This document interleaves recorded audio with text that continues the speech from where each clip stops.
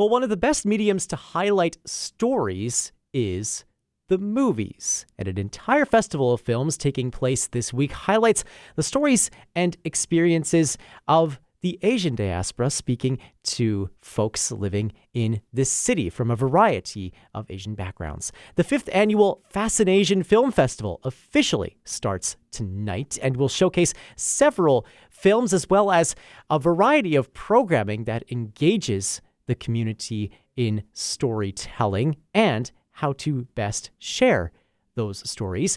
Alan Wong is the president of the FascinAsian Film Festival. Nice to see you, Alan. Thank you so much for joining us. Hey, thanks for having me. So this is the 5th year of the festival, as I mentioned. How have you seen it maybe grow over the last 5 years?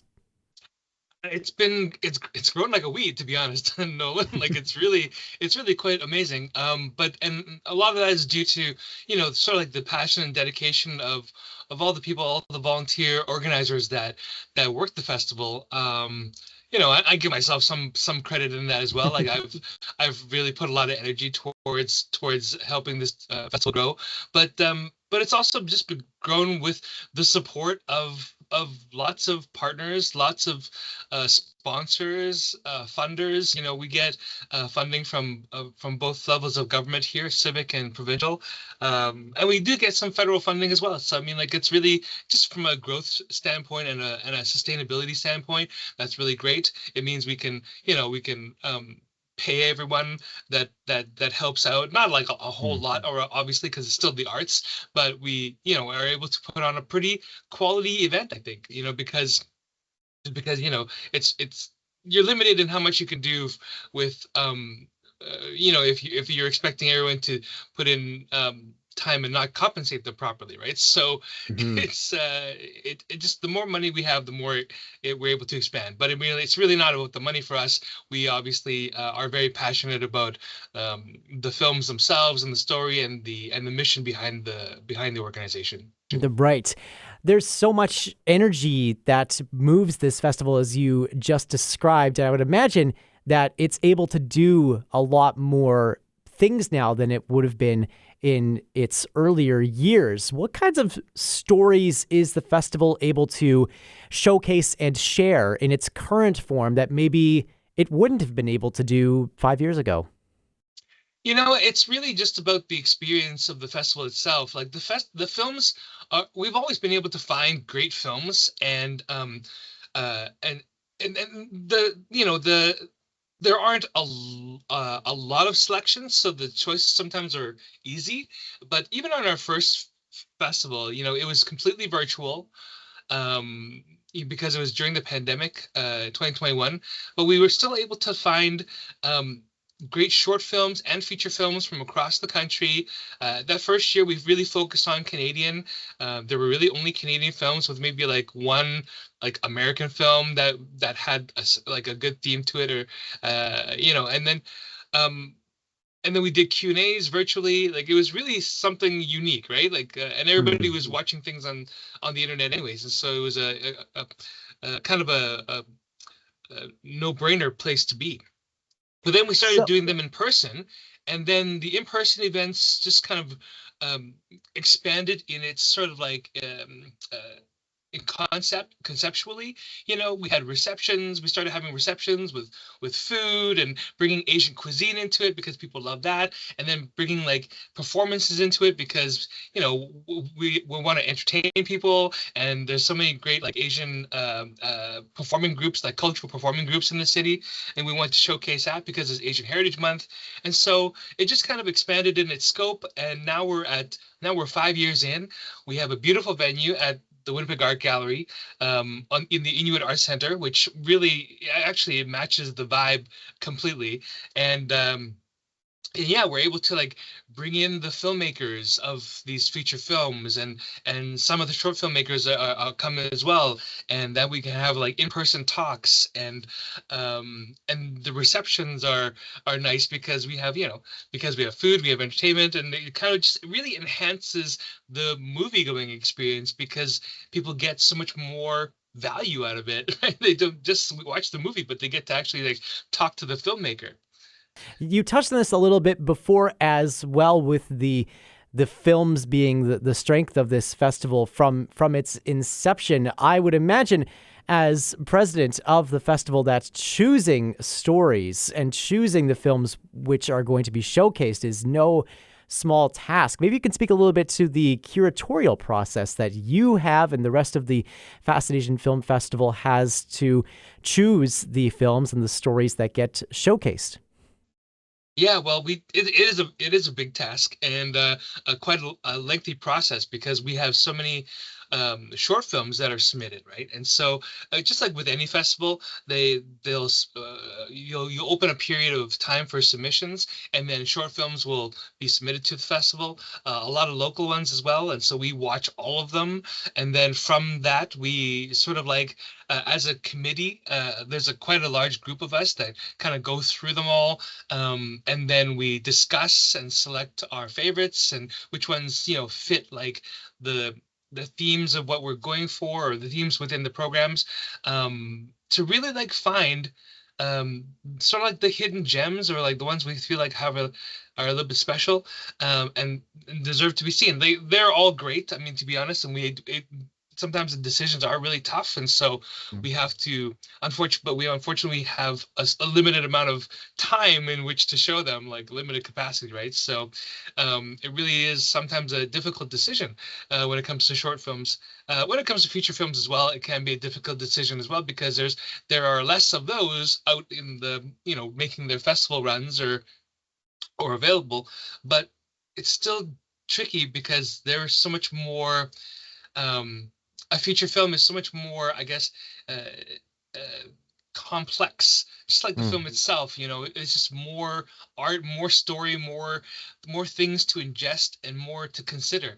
But I truly believe that if you watch all of the films, which I really highly enjoy doing, if you watch all of the films, each one gives you such a beautiful sort of snippet of what it is to be Asian in this world, and it's an interesting path to go on if you do decide to like take in the entirety of the festival. You really get that sort of wave, and even though you're watching a lot of movies over a short period of time, which is sometimes uncomfortable, nobody likes to sit for so long, but at the same time, there is a greater reward from taking that journey and going through that a little bit of uncomfortableness. You come out with something that's quite enriching, actually. So I would imagine also within considering what films sort of fit together in this fashion, there's also probably considerations about showcasing different distinct communities within the Asian diaspora as well. What maybe you can speak a little bit to the different the different communities that are represented in these films and the distinct storytelling maybe traditions that lie within each one. Yeah, we're very proud to be a pan-Asian festival. So meaning that all Asian communities we try to represent them. Some are more difficult to represent because some of the countries just don't have like very vibrant filmmaking communities here in Canada, or and we haven't really delved into Asian cinema so much, like movies from Asia.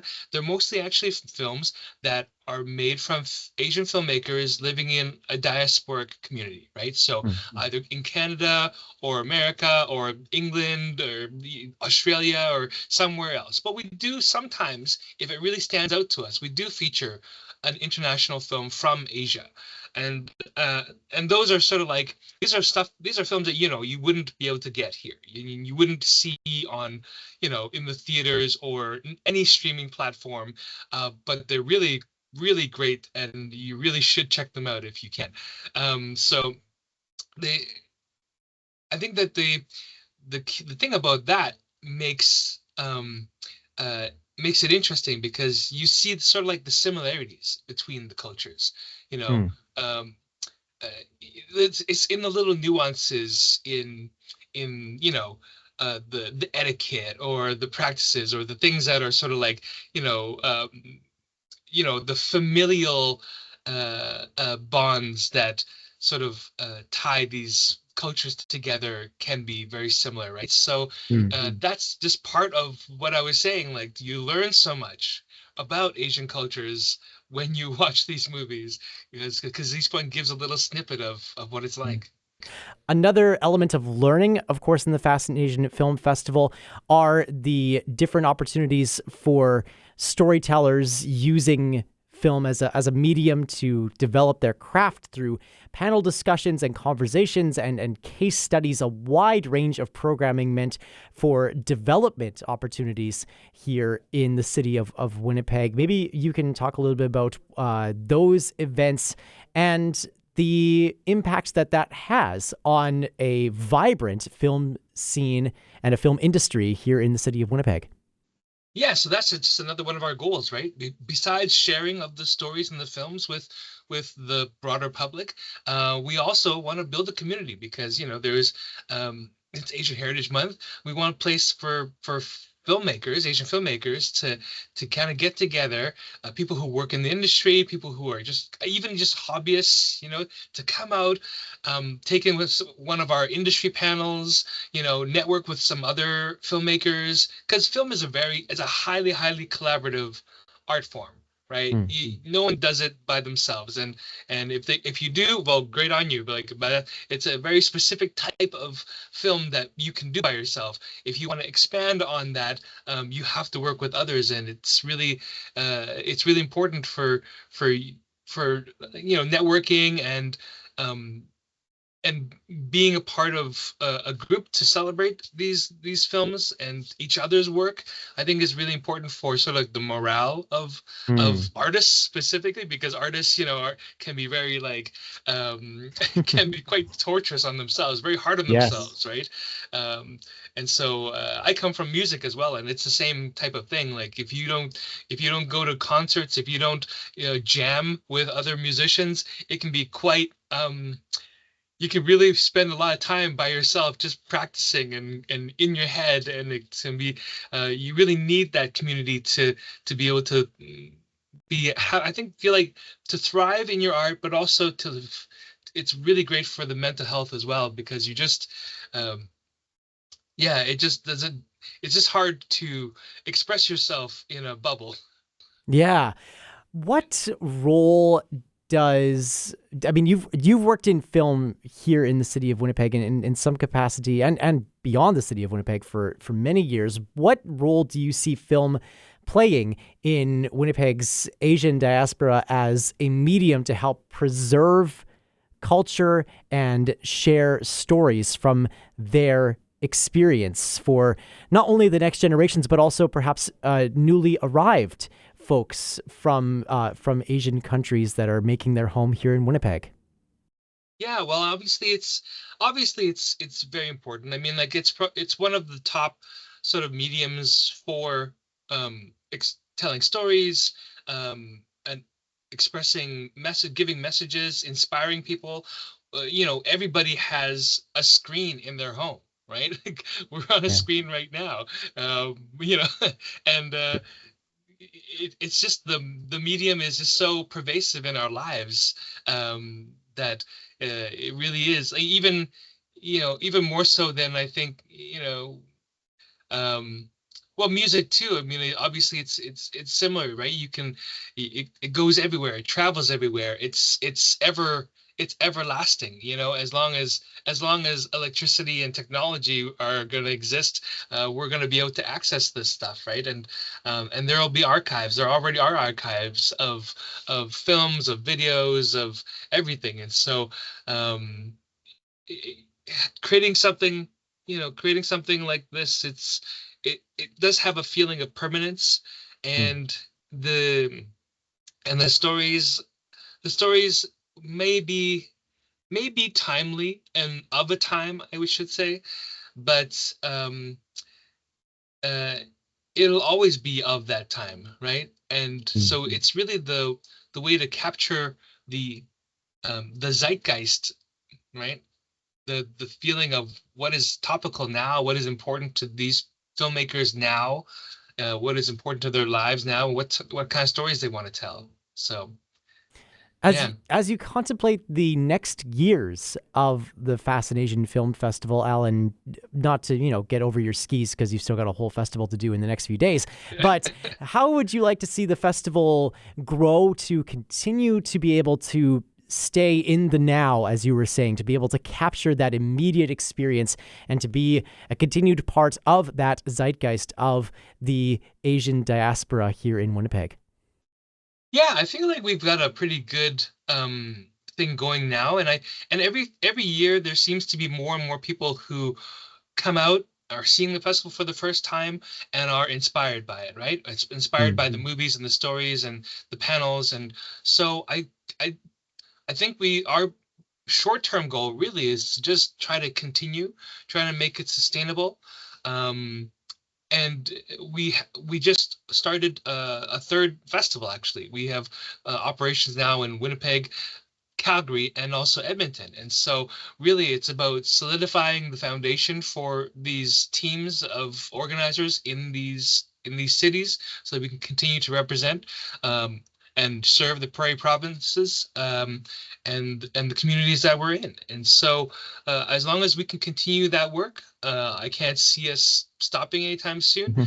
But you never know, right? It's the Yeah. world is a chaotic and funny place, and so we have no we have no sort of like long-term goals. We do strategic planning for 3 years at a time, and that's kind of as far as we can, as far as we plan. So Sure. Well, it's already growing even beyond geographically. It's growing obviously to Calgary and Edmonton, like you were just mentioning, but also there's special programming coming up later on this month that's sort of outside of the festival days. Special programming dedicated to the films of a very specific director. What can you tell us about the programming coming up at the end of May, showcasing the films of Daisuke Miyazaki? Yeah, right. Thanks for bringing that up. That's a very special partnership that we have with the Dave Barber Cinematheque downtown in the Exchange, and they've always been, a staple in the city for showing art house films. And now we get to partner with them for some special Asian Heritage Month programming. So, and basically any pass holder of who comes to the festival will be able to get into those films at Cinematheque for free, along with, if you're also a Cinematheque, like they have memberships as well, or like punch cards that you can get like a 10 card pass, and it's pretty affordable. Or you can purchase like single tickets, obviously there. But we're partnering with them to present those films, and so we're really proud of that. It's just a great way to sort of expand our programming and the benefit to our pass holders, yeah, and the value to our pass holders, right? Absolutely. There's more information on all of this up at FascinAsian.ca. We will be linking to that on our website, classic107.com, and on the Classic 107 app. Alan Wong, president of the FascinAsian Film Festival, thank you so much for joining us here on Classic 107 to tell us more about the festival. Thanks so much, Nolan. Nice to be here.